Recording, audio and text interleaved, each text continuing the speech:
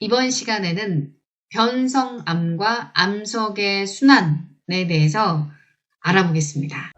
달걀 후라이를 하게 되면 이렇게 투명했던 물질이 하얗게 변합니다. 완전히 다른 물질이 되죠. 이렇게 어떤 물질의 성질이 변하는 현상을 변성이라고 합니다. 마찬가지로 암석이 있을 때 암석의 구조나 성질이 변하는 작용을 변성작용이라고 말을 합니다. 변성작용이 일어나는 원인에는 크게 두 가지가 있습니다. 열과 압력. 열에 의한 변성작용으로는 마그마가 뚫고 들어오면 원래의 암석이 이렇게 있죠. 이 암석의 구조와 성질이 바뀌게 됩니다. 압력을 받아도 변성작용이 일어날 수 있는데 이렇게 압력을 받게 되면 암석이 휘어지게 되고 이 부분이 변성이 일어나게 됩니다. 그래서 변성암이라고 하는 것은 암석이 열과 압력을 받아서 변성작용으로 만들어진 암석을 변성암이라고 합니다. 한자로 쓰면 변할 변자, 이룰 성자. 변에서 이루어진 암석이다 라는 뜻을 담고 있습니다. 변성암의 특징으로는 염리와 결정의 변화라고 볼 수 있습니다. 염리라고 하는 것은 암석이 압력을 받으면 이렇게 압력과 수직인 방향으로 줄무늬가 생기게 됩니다.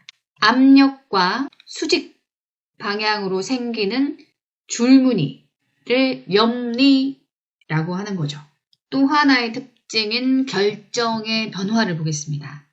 사암의 경우에 모래 알갱이가 모인 것이라고 볼 수 있는데 이것을 계속 열을 가하게 되면 이 알갱이들이 녹겠죠.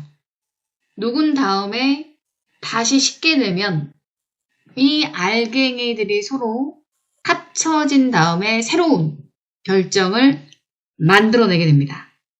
그래서 그 암석의 이름은 더 이상 사암이 아니고 새로운 구조와 성질을 갖기 때문에 이것의 이름은 규암이라고 불려지고 있습니다. 이 결정의 크기는 누가 봐도 매우 커진 것을 볼 수 있죠. 그래서 변성암은 이렇게 알갱이가 커지거나 새로운 알갱이들이 만들어지는 특징을 갖고 있습니다. 변성암의 종류에 대해서 알아보겠습니다. 암석이 변하기 전에는 원래의 암석이 있었겠죠. 원래의 암석은 화성암이나 퇴적암이었겠죠. 이것들이 열과 압력을 받았을 때 어떤 암석으로 바뀌는지를 보겠습니다. 원래의 암석이 쉐일, 층이 있는 진흙으로 된 암석이라고 했는데 이 쉐일이 열과 압력을 받게 되면 편리라고 하는 줄무늬가 있는 편암이 됩니다. 변성암에 있는 줄무늬를 전체적으로 염리라고 하는데 염리 중에서 1cm 내외의 선명한 줄무늬를 편리라고 합니다. 염리 안에 편리가 있다라고 보면 되겠습니다. 그런데 좀 더 많은 열과 압력을 받게 되면 이 편리가 더 두꺼워진 면에 가까운 편마라고 하는 구조가 만들어지게 됩니다. 이 편마 구조를 가지고 있는 암석을 편마암이라고 하게 됩니다. 변성된 정도에 따라서 편암이 되기도 하고 더 많이 변성되면 편마암이 되기도 한다라고 볼 수 있겠죠. 퇴적암인 사암의 경우에 열과 압력을 받게 되면 규암이라고 하는 변성암으로 변신하게 되고 탄산칼슘이 주성분인 석회암이 열과 압력을 받게 되면 대리암이 됩니다. 대리석 들어봤죠? 네, 같은 말입니다. 건축 자재나 조각상을 만들 때 주로 사용이 되고 있습니다. 우리는 지금까지 3가지 암석에 대해서 공부를 했습니다.